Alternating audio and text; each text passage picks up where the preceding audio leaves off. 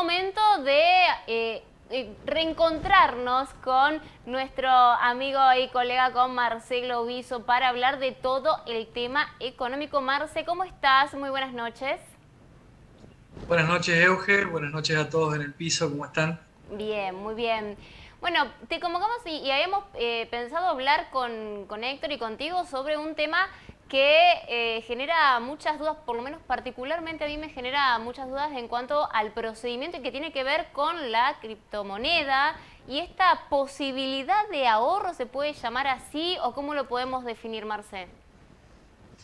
Sí, sí, por supuesto. En realidad, la criptomoneda es lo que se denomina un criptoactivo. Es decir, es una moneda virtual que hace uso de una tecnología muy, muy nueva, que es el blockchain, que es la cadena de bloques, para de alguna manera encriptar y brindar mayor seguridad a todo lo que es transacciones vía online. Ujú. Es decir, esto fue creado, o la primera en crearse, la más famosa en el año 2009 fue el Bitcoin.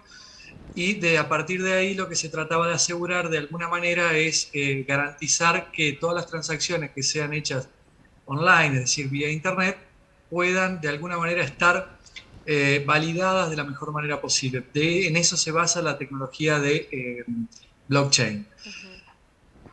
Bien, para hacerlo lo más simple posible vamos a Sí. hablar solamente de dos métodos específicos que son para la obtención. Una es a través del minado, el famoso término que se está escuchando mucho en estos tiempos, el minado de las criptomonedas, y la otra es la adquisición de las mismas, como vos lo dijiste, con algún fin de inversión o para pagar alguna determinada inversión, por supuesto. Es Ujú. decir, en algún capital o en algún equipo, se está utilizando mucho para cuestiones informáticas y bueno, obviamente como no tiene un marco regulatorio legal en muchos lugares y esta verificación o esta, digamos, por alguna manera, validación de identidades y de transacciones no es realizada por ejemplo, un banco central o una entidad financiera, sí también se ha estado utilizando para otras mecánicas un tanto más complejas. ¿Por qué? Porque asegura un poco también el anonimato entre las personas que realizan una transacción comercial mediante, bueno, obviamente el uso de estas criptomonedas. Bien, comprarla es algo muy simple. Hay una serie de empresas y plataformas que se dedican a la adquisición y venta de este tipo de activos. No es necesario, por supuesto, comprar una unidad de cada moneda en la que uno quiera invertir. Estamos hablando de que, por ejemplo, para tener una idea, yo estaba mirando en línea en este momento, Ujú. esto no tiene un corte.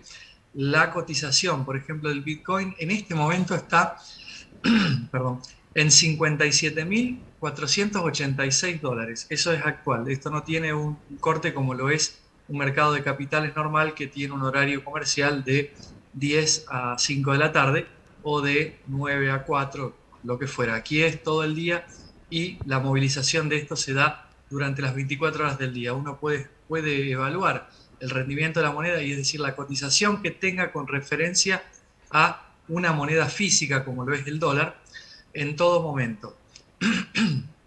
Ethereum, que es otra de las monedas, de las criptomonedas más Ujú. conocidas, está en 4.295 dólares. Ripple en $1.03 y el Litecoin en $212.50. Entonces, ustedes, y lo que te generará más dudas es decir, bueno, si yo la compro y la tengo, ¿qué es o cuál es la contrapartida de todo esto? ¿Físicamente se puede tener? No, no tiene ninguna contrapartida física. Es decir, no es un billete y no es una moneda específica. No hay nada físico en todo esto. Es Ujú. un conjunto de información que genera una evaluación, y esta evaluación es lo que te dice la cantidad de moneda que vos o que cualquier persona va a tener. Es decir, medio Bitcoin equivaldría a la mitad de la cotización. Estaríamos hablando de alrededor de unos 28.000 dólares, más o menos, una cosa así. Un cuarto es la cuarta parte y así sucesivamente. Entonces, ¿cómo trabajamos con esto? Mediante esta plataforma se puede realizar compras de todos los bienes que puedan ser adquiridos con esta moneda, o de alguna manera guardarla y tener esta información en nuestra computadora para de alguna manera garantizar nuestra inversión. Si bien existen cuestiones físicas de por medio y lo que se está viendo, es decir, si nosotros estamos trabajando en un entorno online, estaríamos también teniendo que tener cierta seguridad para mantener estos datos de la manera más cercana posible, que no se filtre y nadie abuse de nuestra confianza quedándoselo. Seguro. Existen, sí, efectivamente, algunos soportes físicos que son más o menos, para que tengan una idea, lo que sería un pendrive, que sirve para extraer en forma segura y guardar en forma segura toda la información de nuestra inversión en forma física fuera de lo que es nuestra computadora. Estos pendrives o accesorios físicos sirven para también administrar la cantidad de moneda, bueno, obviamente, y trabajar con la misma. Ahora bien, vimos entonces cómo es la compra de todo esto como si fuera un activo físico. Sí. Por el otro lado está el minado, y hay que un poco entender para esto qué es esta tecnología de lo que es la cadena de bloques o blockchain.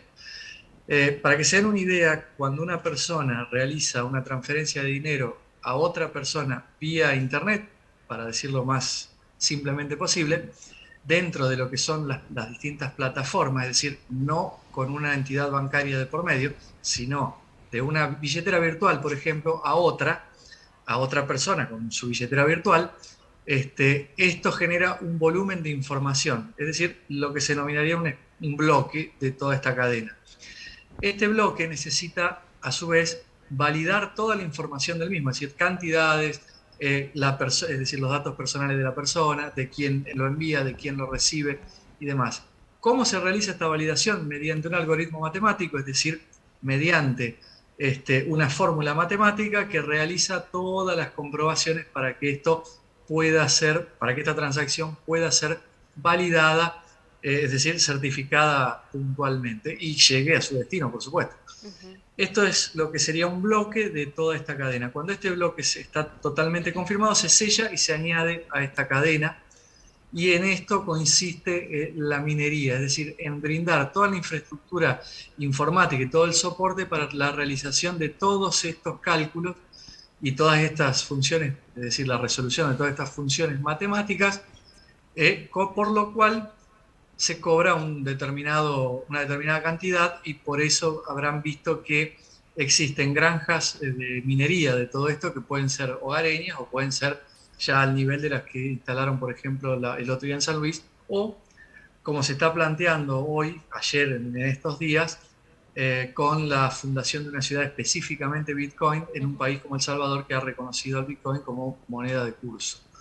Es decir, es un dato complejo de entender. ¿Por qué? Porque funciona con una serie de créditos, es decir, esta ganancia, por así decirlo, a partir de la utilización de mi equipo para validar bloques de transacciones de terceros, genera una serie de créditos en mi propia cuenta, en mi propia billetera virtual.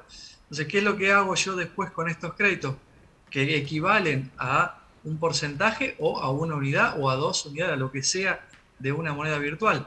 En algún momento los puedo utilizar desde esa plataforma, como dijimos, o puedo sacarlos por fuera en un soporte físico, como estábamos hablando de lo que son los pendrive específicos para esto.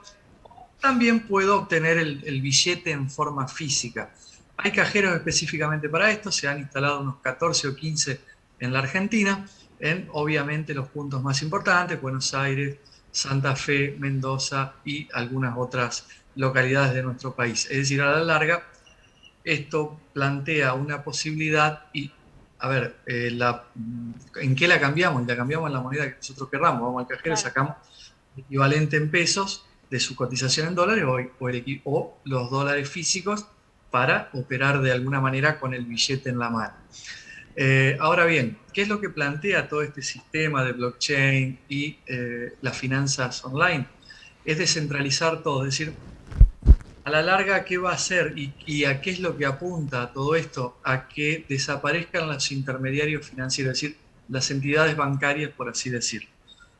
¿Por qué? Porque si vos te fijas en toda la cadena, como lo estaba explicando hace un ratito, es decir, un emisor, un receptor y alguien que en el intermedio realice todas las verificaciones, está todo descentralizado. No existe una entidad central que controle todo esto, y quiénes son los que en definitiva realizan todas las comprobaciones y la verificación de la operatoria financiera online, los mismos usuarios. Es decir, los nodos que realizan las verificaciones son los usuarios que están minando a su vez Bitcoin o cualquier otra de las monedas que nombramos. Es decir, a la larga esto puede llegar a sustituir hay una frase muy interesante que plantean algunos usuarios de todo este sistema, y es que el Bitcoin hará al sistema financiero lo mismo que hizo el mail con el correo postal. ¿Sí? O sea, va a tener el mismo impacto. Bueno, vamos a eso, ¿no? A todo lo que tiene que ver con lo digital, si bien algunos todavía nos rehusamos a hacer algún tipo de transacción online, eso vamos a tener que ir cambiándolo de a poco. De todas maneras, estamos hablando a muy largo plazo que esto ocurra seguramente, Marce, ¿no? Sí, aparte tiene una serie de cuestiones que ya son más técnicas, es decir, hay limitaciones en cuanto a la cantidad de emisión de este tipo de moneda. ¿Por qué? Porque el volumen de información tiene un tope también a trabajar. No recuerdo en este momento cuál es la cifra máxima de Bitcoin, pero va a ser terminada de entregar en el año 2030. Después hay que ver las otras monedas y para qué se va a utilizar toda esta tercerización de información. Probablemente cuando este sistema un poco no quede caduco, pero sí quede en un segundo lugar, van a aparecer la utilización de estos nodos para verificar otro tipo de información u otro tipo de cuestiones que ya deberían pasar a una égida un poco más alta, es decir, ya no serían solamente de transacciones financieras, sino de cuestiones mucho más complejas. Seguro que sí. Excelente, Marce. Bueno, muy explicativo todo lo que nos trajiste. Si bien todavía me rehúso a entender del todo lo que significa, después vamos a tener un tiempo muy largo también para poder seguir ahondando en este tema. Te agradezco muchísimo por estos minutos, Marce. Ha sido un gusto. Nos vamos a reencontrar seguramente la próxima semana. Cómo no, muchas gracias. Saludos a todos. Gracias, Euge. Gracias, Héctor. Nos veremos la próxima semana.